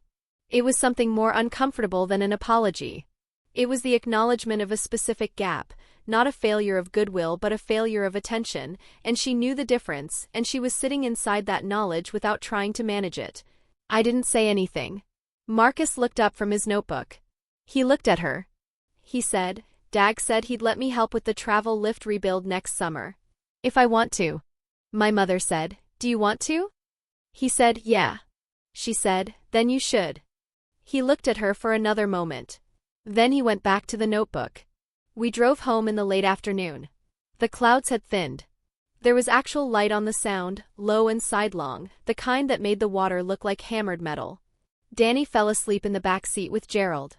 Marcus was in the front. He had the notebook on his knee. He was looking out the window at the water. After a while he said, "Your mom was different today." I said, "I know." He said, "Is she going to stay different?" I looked at the road. I thought about the phone call. The small it was wrong. The discomfort of being asked to hold a shape she would rather put down. The way she had walked toward him in the hallway instead of waving from across the room. I said, "I don't know yet. I think she's trying." He said, "Okay." He went back to the window. I kept driving. The highway ran along the Sound and the water was the color of pewter going silver at the edges where the light caught it, and the mountains on the far side were gray-blue and solid, the way mountains look in winter when the snow is high and the air is cold and clear and everything has settled into its actual shape. Marcus watched the water. I thought about what he had asked. Is she going to stay different? It was a precise question. Not is she sorry, not does she feel bad, not will she apologize again. Whether she would stay the version of herself that had walked toward him in the hallway instead of waving from across the room. Whether the version of her that had stood at the travel lift and said I didn't know that, whether that version was a permanent adjustment or a temporary correction that would fade once the accountability pressure faded. He was 12 years old and he was asking the right question. I thought about my mother's voice on the phone, the discomfort of being asked to hold a shape she would rather put down. The specific quality of that discomfort. Not the discomfort of someone who was being falsely accused of something, which was one kind of discomfort. The discomfort of someone who was being accurately seen, which was a different kind, harder to maintain, because it required you to keep looking at yourself from the outside rather than retreating to the comfortable internal view where everything you did made sense. She had been able to hold it today. Whether she would hold it next month and the month after that, I did not know. I said, I think she's trying in a way that is actually different from before. Before she was trying to manage the situation. Today I think she was trying to see him. I paused. Whether those are the same try going forward, I genuinely don't know yet. He was quiet for a moment. Then he said, okay. Not dismissing it. Holding it in the place where you hold things you don't have enough information to decide yet. After a minute he said, Dag says the hydraulics on the lift run about 60,000 pounds of pressure per square inch. I said, that's a lot of pressure. He says the whole system is designed to fail safe, Marcus said. If something goes wrong it releases instead of breaking. So the boat doesn't get hurt. He said it plainly, the way he said everything that mattered, flat, factual, without signaling that it meant more than the words. I kept my eyes on the road. That's good engineering, I said. He nodded. The water moved beside us, hammered metal going silver as the light dropped, and Marcus watched it, and I drove, and in the back seat Danny slept with the seal tucked under her chin. The call from Henderson came on a Monday. He said the Financial Crimes Unit had completed its initial review of my documentation. He said they had located Janet Bauer, retired, living in Bremerton, 20 minutes across the Sound by ferry. He said she had been interviewed. He said she had not initially admitted to anything. He said, they found a second account. I said, tell me. A business account in the name of Pacific Lift Systems, he said. The vendor. She was the sole signatory.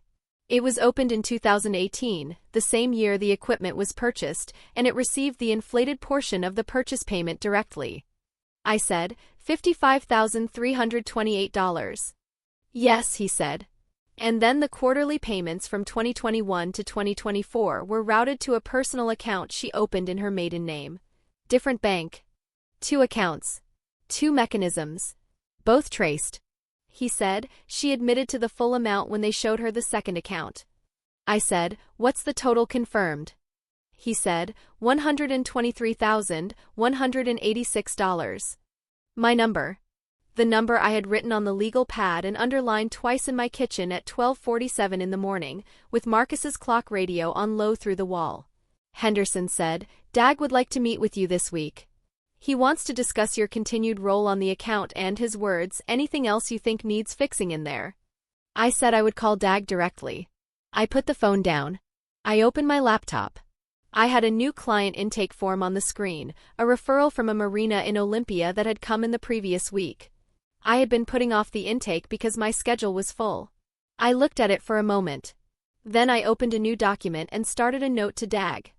Professional, direct, the way I wrote everything that needed to land clearly. I told him I was glad the documentation had been useful. I told him I would be available for any additional review the investigation required. I told him the account was in order going forward and I would flag anything that needed attention the same way I had flagged this. I sent it. Then I sat back and looked out the window at the November rain. Across the Sound, 20 minutes by ferry, Janet Bauer had admitted to $123,000 over 5 years. 11 years of Christmas cards. A funeral. I thought about patience as a strategy. About how the most durable damage is usually the quietest. About how you could run something wrong for years inside a structure that trusted you, and nobody would find it until someone sat down and looked at both documents in the same sitting. I thought about Marcus at the dinner table. His hand flat. His jaw moving once. I thought about 14 months of small flags before bed. Janet Bauer was charged in December. Henderson called me on a Thursday morning to tell me. Theft in the first degree, 2 counts, 1 for the 2019 purchase inflation, 1 for the payroll scheme. He said the case was straightforward given the documentation. He said her attorney had already reached out about a plea arrangement. I said, "How is Dag?" Henderson said, "He's steady. The way he gets when he's decided something." I knew that way. I had seen it in the boatyard office the day I laid the documents on his desk. The hand flat on the table. The long look. The decision to hold still and absorb the full shape of the thing before responding to any part of it. I said, "Tell him I'll have the Q4 review to him by the 15th. Henderson said he would. He paused before he hung up. He said, "The documentation you prepared. I've been doing this 30 years. That was a thorough piece of work." I said thank you. I put the phone down. Marcus was in the kitchen making his toast. I could hear the particular sound of it, the lever going down, the small mechanical click. He had started making enough for both of us sometime in October. He didn't ask. He just made 2 slices instead of 1 and put mine on the counter by the coffee maker. I went to the kitchen. He was already at the table with his backpack on, eating. He had an extra slice on a plate by the coffee maker. I poured my coffee. I took the toast. I sat across from him. He was reading. He had stopped hiding the books sometime around September. They lived on the table now, face up, spines out, a small stack that migrated around the apartment with him the way Danny migrated with Gerald. The current one was about bridges. Structural engineering. I had not left it on the counter. He had gotten it himself from the school library. I ate my toast.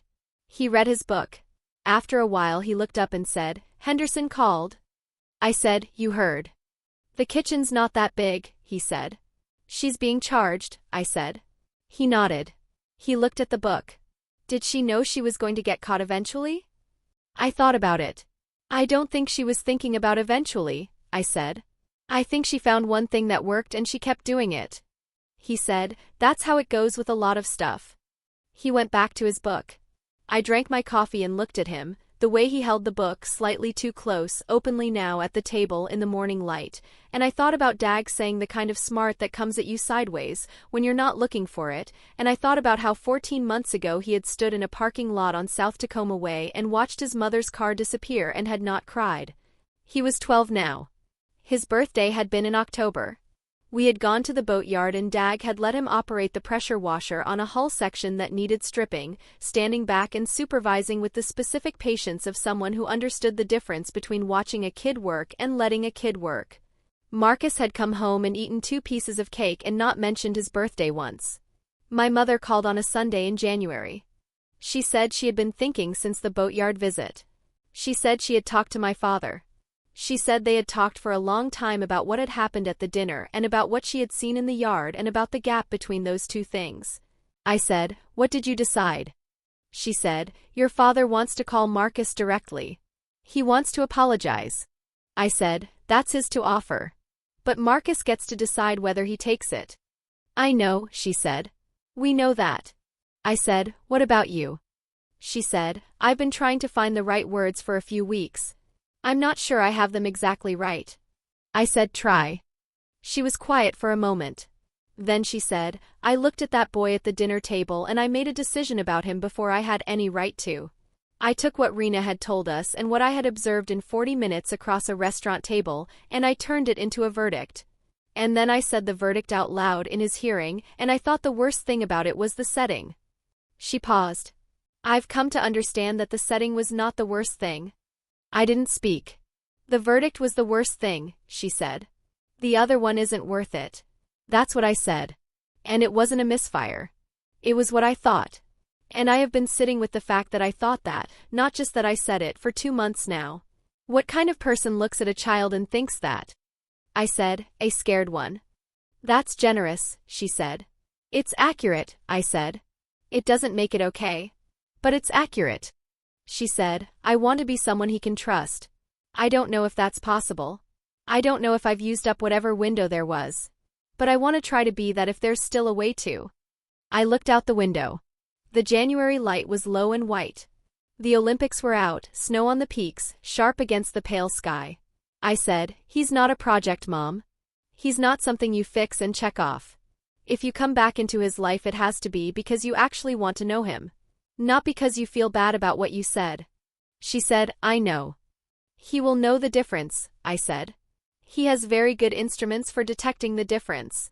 She said, I believe that. He has had those instruments his whole life, I said. He has been reading the difference between real attention and performed attention since before he was old enough to name what he was reading. He built the instruments because he had to, because the difference between those two things was, for a long time, the difference between being safe and not being safe. He doesn't do it consciously anymore. It's in the system. She was quiet for a moment. You know him very well, she said. I've been paying attention for 14 months, I said. That's all it is. Paying attention and not looking away when what you see is difficult. She didn't say anything. I thought about the parking lot on South Tacoma Way. The broken drawstring. The space where Rena's car had been. Marcus standing 2 feet away with his arms at his sides, not crying, already running the calculation about what face to show the world. I thought about the books under the mattress. The rinsed but not scrubbed dish. The word we in a sentence about butter. The toast for two that had started in October and had not stopped. I thought about the travel lift at the far end of Dag's yard, orange against the gray sky, designed to fail safe. Come up in February, I said. Bring Dad. We'll have dinner here, not a restaurant. Danny will make you draw Gerald about 40 times. And you and Dad can talk to Marcus the way you'd talk to a person, not a problem. She said, okay. She said, Presley. I said, yeah. She said, I'm sorry. For the verdict. Not just the delivery. I said, I know. She was quiet for a moment. When she spoke again, her voice had steadied into something I recognized as her real register, not the prepared one, not the controlled one, but the one that came through when she stopped managing how she sounded and just spoke. I've been thinking about that morning after we drove home from the first weekend, she said. Not the dinner. The morning after. I was at the kitchen table and your father was making coffee and I said, I don't know if I told you this, I said, well, at least Presley has Danny. And I meant it as something comforting. For myself. At least Presley has the easy one. She paused. I didn't say anything about Marcus. I didn't think about him at all. That was the morning after I had spent a weekend in his home. I didn't say anything. That's the part that is hardest to look at, she said. Not what I said at the table. That at least I had thought about him enough to form a verdict. The morning after, I hadn't even done that. He was just not there. In my accounting of the weekend, he was not present. He was at the table the whole dinner, I said. I know, she said. That's what I mean. I looked out the window. The January light held steady, low and white, the Olympics visible and still. He is present, I said. Every morning. Every evening. At the table, in the hallway, on the bus, in the boatyard. He is the most quietly present person I have ever known. The fact that you didn't see it is not a fact about him. She said, I know that now. Good, I said. I know. My father called Marcus on a Tuesday evening. I had told Marcus the call was coming. I had told him he could talk to my father or not, that either choice was fine with me, that I would not be in the room either way. He said, what does he want to say? I said, I think he wants to apologize. Marcus thought about this. He looked at the table. He looked at the bridge book, which was on the table face up the way it always was now. Then he said, okay. He took the call in his room with the door closed.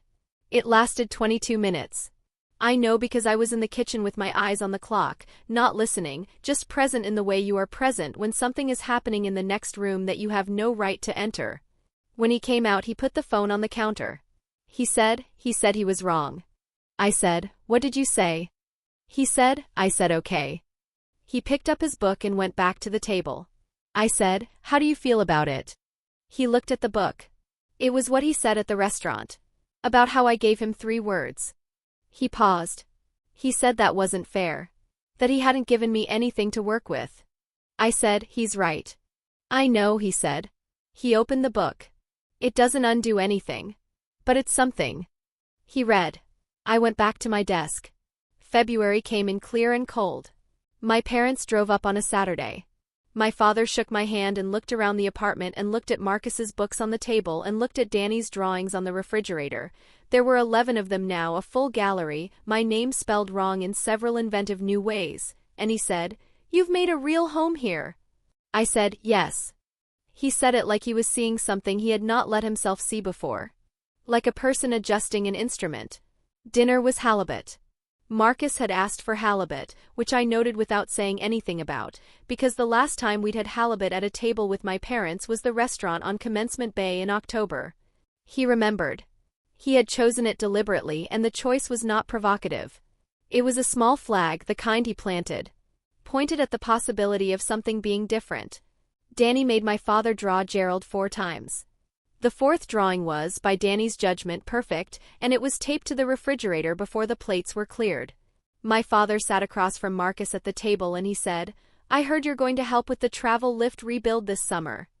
Marcus said, "If Dag still wants me to." My father said, "He mentioned it when I called him." Marcus looked up. My father said, "I called to thank him for looking after you in the yard. And he told me about the rebuild." Marcus said, "You called Dag?" "Last week," my father said. Marcus looked at him for a moment. The careful look. The instrument measuring look. Not calculating an exit, calculating a reading. Trying to understand whether what had just been said was true in the full way, or only true in the way of a gesture. Then he said, "He didn't tell me that." My father said, "He probably thought I should." A pause. Marcus said, "He's like that." My father said, "I noticed." They looked at each other across the table. Not warm yet. Not easy. But level. Something close to level. The kind of level that is the precondition for something else later, if both parties are willing to show up again. After dinner, my mother helped me with the dishes.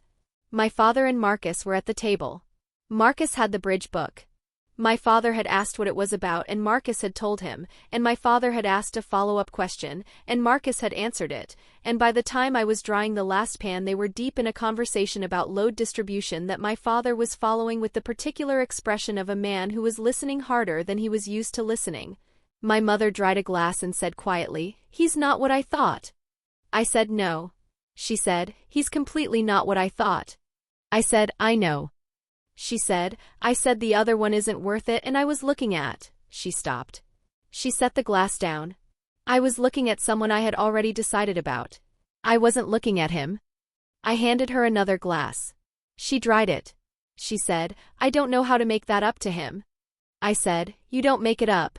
You just show up differently going forward and let him decide what to do with it." She said, "Is that what you did? When he first came?" I thought about the parking lot on South Tacoma Way. The garbage bag with the broken drawstring. Danny's hand in mine. Marcus standing 2 feet away with his arms at his sides, looking at the space where the car had been. I said, "More or less." She folded the dish towel. She looked through the doorway at Marcus and my father at the table, the bridge book open between them. She said, "He looks like he belongs here." I said, "He does." Marcus turned in his oral history project in November and got the highest grade in the class. Ms. Weatherford put a note in the comments that I still have. She wrote, "Marcus demonstrates a rare quality. He asks questions that make the person being interviewed feel genuinely known. This is not a skill that can be taught. It comes from paying close attention to people for a long time." I read that note in my car in the school parking lot and sat with it for a while. Then I drove home. In March, Dag called to say the travel lift rebuild was confirmed for July. He said he had talked to a structural engineer who was consulting on the hydraulics redesign, and that the engineer had said he was happy to have an extra set of eyes on site if anyone was interested. I said I'd ask Marcus. I asked Marcus at dinner. He put down his fork. He said, "A real engineer?" I said, "Consulting on the hydraulic system." He said, "When in July?" I said, "Dag said he'd work around the schedule." Marcus picked up his fork. He ate a bite. He looked at the table. He said, "Yeah. I want to do that." Danny said, "Can Gerald come?" Marcus looked at her.